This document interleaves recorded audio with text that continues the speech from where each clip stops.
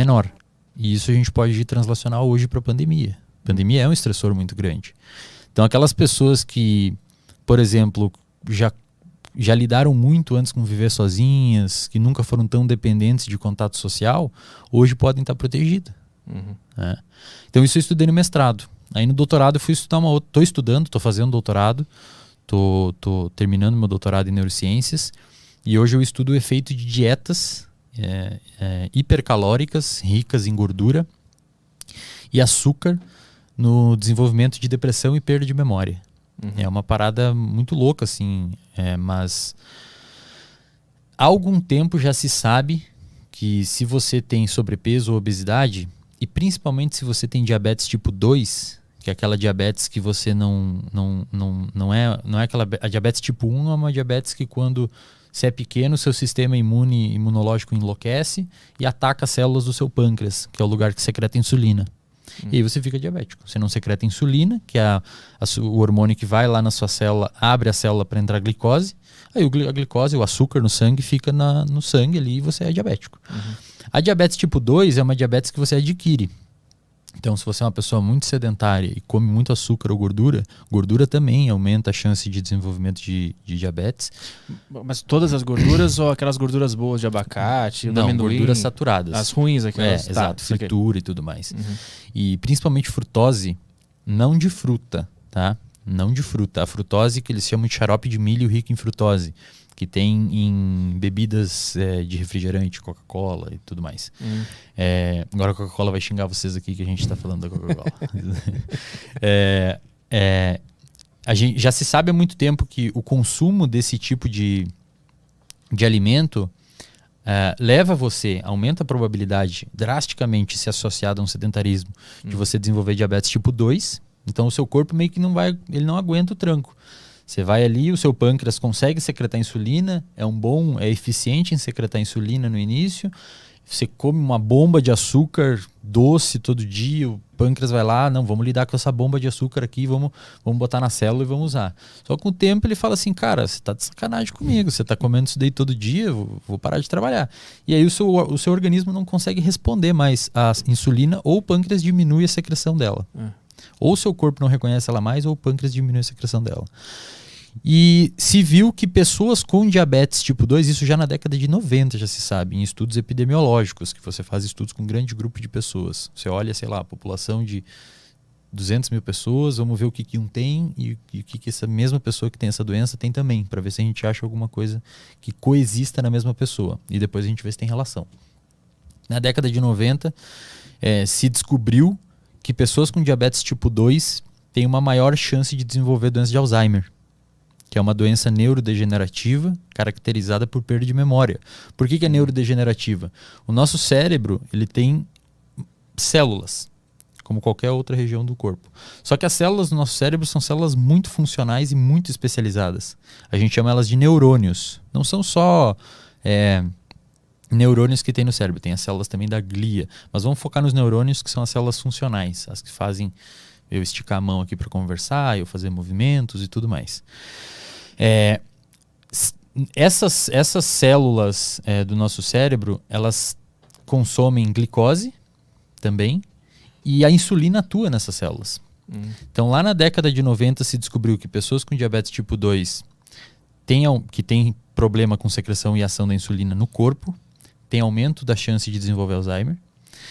O Alzheimer é uma doença que mata esses neurônios ou eles começam a perder drasticamente a sua funcionalidade até que eles começam a morrer. E mais recentemente, nos anos 2005, 2006, se descobriu que pessoas com diabetes, na verdade pessoas com aumento do açúcar no sangue, independentemente se tem diabetes ou não, tem uma chance aumentada de desenvolver Alzheimer.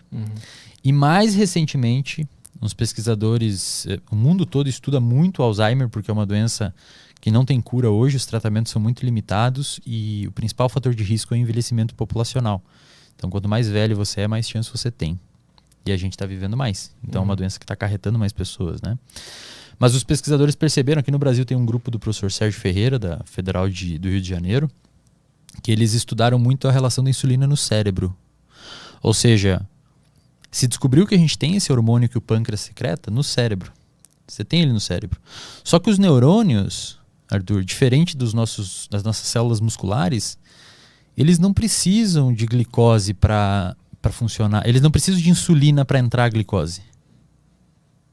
Nas nossas células do corpo, a glicose, o açúcar, ele só entra se a insulina estiver ligada no receptor. Se a insulina não está, ele não entra. Que é um quadro de resistência à insulina no diabético. Se não tem insulina, o açúcar não entra. No cérebro, não precisa da insulina. É um transportador que é independente de insulina. Mas a insulina está lá. Aí os caras começaram a se perguntar, mas que diabos que a insulina está fazendo no cérebro? Se a célula do cérebro não precisa dela para captar glicose. Aí começou a se perceber que a insulina ela é extremamente importante para processos de neuroplasticidade, que a gente pode falar depois, que é a mudança física do nosso cérebro frente às nossas experiências, e para o armazenamento de memória. E os pesquisadores começaram a observar também que cérebro de pessoas com Alzheimer apresenta um quadro de resistência à ação da insulina. Mesma coisa que um diabético apresenta no músculo. Até tem alguns pesquisadores que cunharam o termo diabetes tipo 3, o Alzheimer. Eles chamam muitos pesquisadores chamam o Alzheimer de diabetes tipo 3, que é uma diabetes do cérebro, porque a insulina não funciona direito no cérebro. E aí tem uma rede de pesquisadores que estudam, então vamos dar medicamentos que protegem a pessoa contra o diabetes, como por exemplo metformina, para ver se protege o cérebro da pessoa também. Eu sou um desses pesquisadores, que eu trabalho nessa linha hoje. Mas ainda não é nenhum tipo de tratamento oficial, não utilizam metformina para tratar nenhum tipo de demência, nem Alzheimer, nem perda de memória, não façam isso. Mas hoje se estuda a ideia do quê? Se o Alzheimer é muito parecido neuroquimicamente com a diabetes tipo 2, vamos tentar tratar o Alzheimer como a gente trata a diabetes tipo 2 e ver o que acontece. Para eu entender, então, vocês tipo assim, transformaram numa fórmula a diabetes e perceberam que ela é parecida ou é igual à fórmula do Alzheimer? Para eu entender o panorama. Tipo, a fotografia é a mesma coisa que está acontecendo. Só que no cérebro. Saquei. Então, inicialmente se percebeu uma coexistência. Então, o Arthur é diabético e desenvolveu Alzheimer na vida dele. Opa, vamos dar uma olhada. E depois começaram a perceber que a forma... Isso é interessante até quimicamente, Arthur. Aí vamos um pouco mais além para a galera que estuda fisiologia e fisiologia química, neuroquímica. Quando a insulina, a célula está aqui, no seu músculo, você come, você almoça, o seu pâncreas, quando o alimento passa ali perto do pâncreas, ele detecta um aumento de caloria ali e fala, opa, o cara comeu, tem muito açúcar aqui. Vamos liberar insulina, o seu pâncreas conversando. Esse que eu imitei agora é o pâncreas conversando. Putz, aí não percebi. Geralmente as pessoas não percebem, eu estou aprimorando essa imitação. A imitação do pâncreas, é muito boa. Aí o pâncreas falou, não, vamos liberar insulina. A insulina é liberada, cai na corrente sanguínea e vai até o seu músculo. A insulina se liga na célula, na membrana celular, ela se liga num receptor. Quando ela se liga num receptor, que é tipo uma chave dentro de uma fechadura, tá? Ela desencadeia, ela libera uma cascata, uma cachoeirinha de sinalização intracelular dentro da célula. Uma molécula começa a comunicar a outra. É como se a insulina comunicou ali, eu sou a molécula que está embaixo do receptor. Aqui é a célula, tá? O estúdio aqui é uma célula agora. Aí a insulina ligou aqui em cima e eu vi que ela ligou. Eu falei, Arthur, a insulina ligou.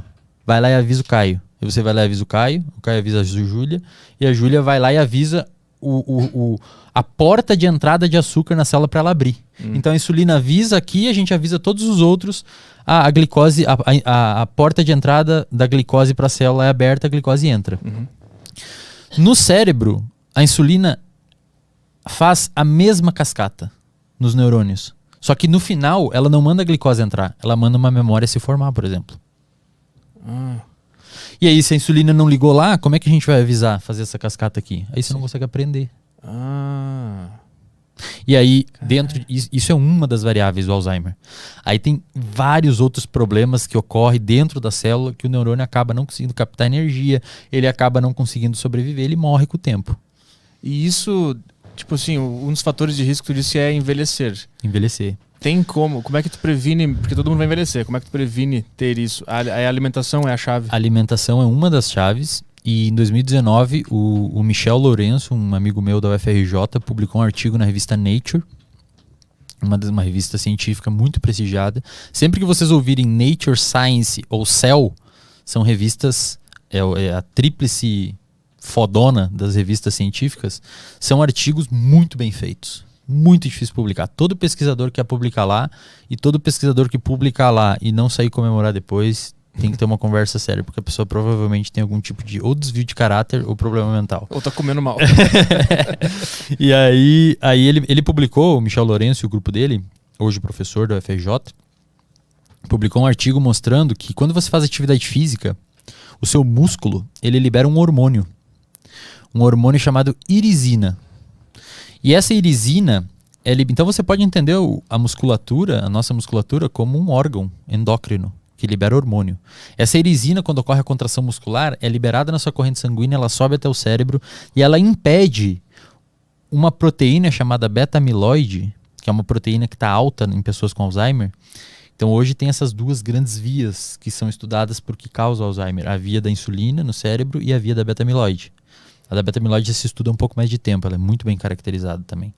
Esse hormônio que a contração muscular libera sobe até o cérebro e impede que essa substância beta-amiloide tenha efeito tóxico sobre o neurônio.